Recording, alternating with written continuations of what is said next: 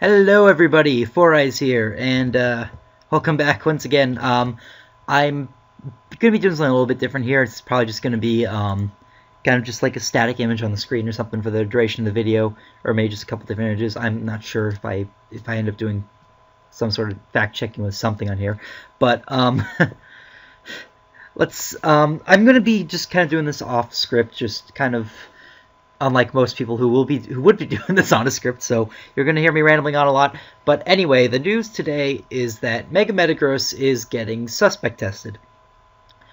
And I think this is a little interesting, because Mega Metagross, if you remember last generation, it was suspect tested, and it was decided that it would stay in OU, and that it wasn't a problem for the remainder of the generation.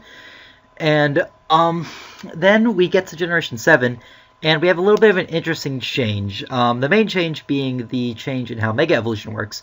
Because before, Metagross, when you would switch it in, it would have just base 70 speed, and then it wouldn't get the base 110 speed until it Mega Evolved. And now, due to how Mega Evolutions work, it just effectively has base 110 speed at all times.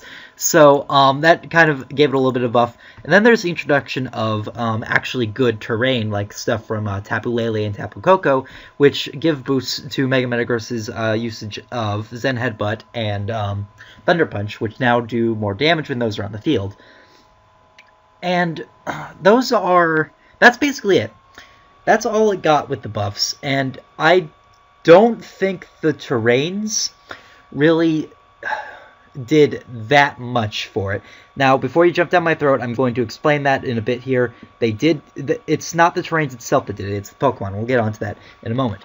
But then we have the speed boost, which I don't think did that much either, because Metagross, you wouldn't be bringing it on something that would be outspeeding it anyway, even last generation, unless you were like bluffing some sort of weird set, or you were revenge killing it with Bullet Punch. And so that kind of I don't think the speed change really changed anything. And what I think actually makes Metagross so good this generation is the current meta. And that's what I was talking about earlier when I mentioned it's not the trains itself. It's Tapu Koko and Tapu Lele themselves, along with a lot of other Pokemon that are just making Metagross so good right now. Now, let me explain about that. Tapu Lele has, in specific, has been a huge force in the OU metagame this generation, and at one point was even kind of on the short list for getting banned. I think it's fallen down a bit right now, but it's still probably up there.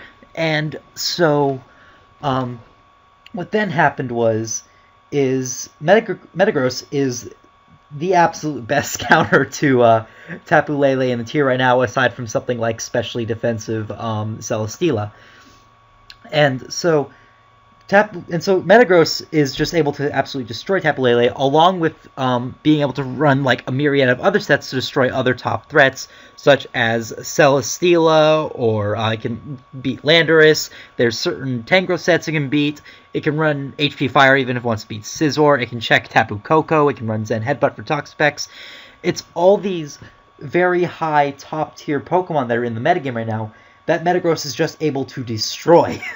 And I think that's why we're seeing Metagross like so good this generation, is because the metagame has shifted into a very like good for Metagross centric metagame, if that makes any sense. And I think the reason we didn't see this last generation is because there were enough things that Metagross didn't beat that were at the top of the metagame that Metagross just was only able to either like check or revenge kill or just like not handle too much. And then there are also just simply better Megas at the time. Right now, the only Megas that are really good enough to compete with Metagross are Mawile, Medicham, and Scizor.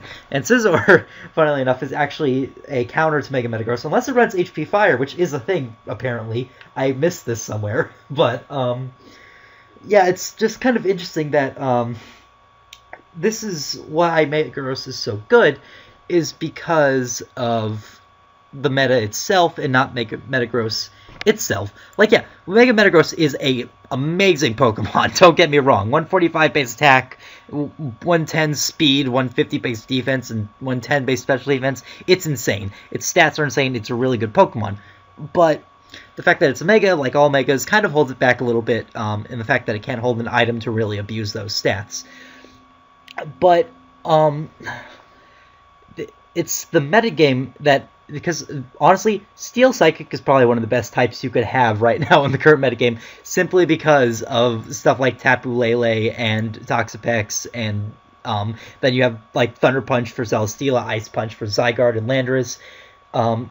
You have Zen Headbutt, as I mentioned already, for Toxapex, and if you want to, I guess you could hit like just nearly anything with Zen Headbutt. Zen Headbutt is pretty strong, especially if you have Psychic Terrain up.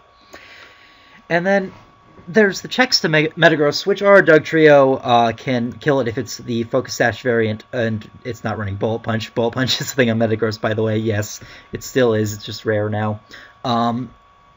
Heatran can check it if it's not running Earthquake or Hammer Arm. Tapu Koko can Revenge Kill it if it's taken some prior damage. Charizard can Revenge Kill it. But, oh yeah, Marowak is also a really good check. You can take one Earthquake and then kill it with Shadow Bone. But it's just kind of this weird shift in the metagame that happened between the generations that I think is making Metagross so good. And it all comes down to, do I think Metagross should be banned? And I'm not sure, honestly. I'm leaning a bit toward yes, just because of how the metagame currently is.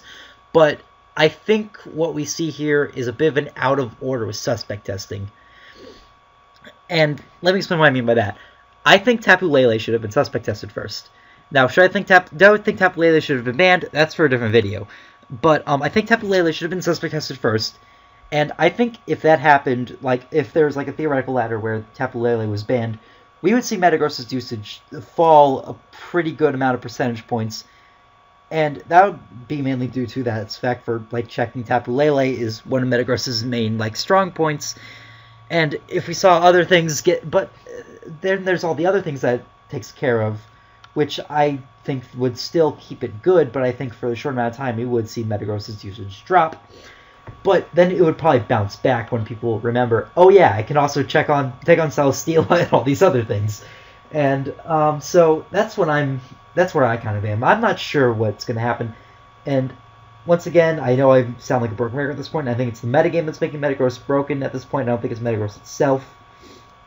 And so that's what's happening. Like, we've seen a fall in usage of stuff that was previously used to counter Metagross. Like, for example, Slowbro could beat Metagross unless it ran Grass Knot last generation. And Grass Knot was super rare on it because it just wasn't as optimal compared to all these other things. And we don't see Slowbro much these days. Slowbro has kind of, it's still really, really good, but it's sort of fallen in favor all the way down to, like, where you don't really worry too much about it anymore. And I think that's something that's also helping Metagross, is that nobody's really using Slowbro anymore, so it doesn't have to run Grass Knot and give up move slot. Speaking of which, 4 move slot syndrome. That's another thing that Metagross has that's kind of a thing against it. It can't run all these things at once, and it's not like something like Greninja, which can be just tailor-made to fit like an offensive glue to hold your team together and beat these things that your team can't already beat. Metagross does need to run some certain moves, or else it just kind of doesn't really work all that well. And so, yeah, that's my thoughts on Metagross. We'll see what happens. I'm not even it's the end of the school year now, so I might be able to participate in the suspect test, but I'm not sure, because just how long do we have really to do it? Like, it's till May 11th, and this is probably going to be going up on, I assume, May 3rd. And so, yeah, that's kind of where Metagross is right now in the meta, and so we'll see what happens with the test. I'll see if my opinions change, and whether or not I'll move a bit more strongly towards the ban side or away from the ban side. And we'll see what ends up happening. So, yeah, thank you all for watching. I probably rambled on and made no sense for like half this video and probably talked way too fast. So, yeah, you all can enjoy trying to decipher what I said.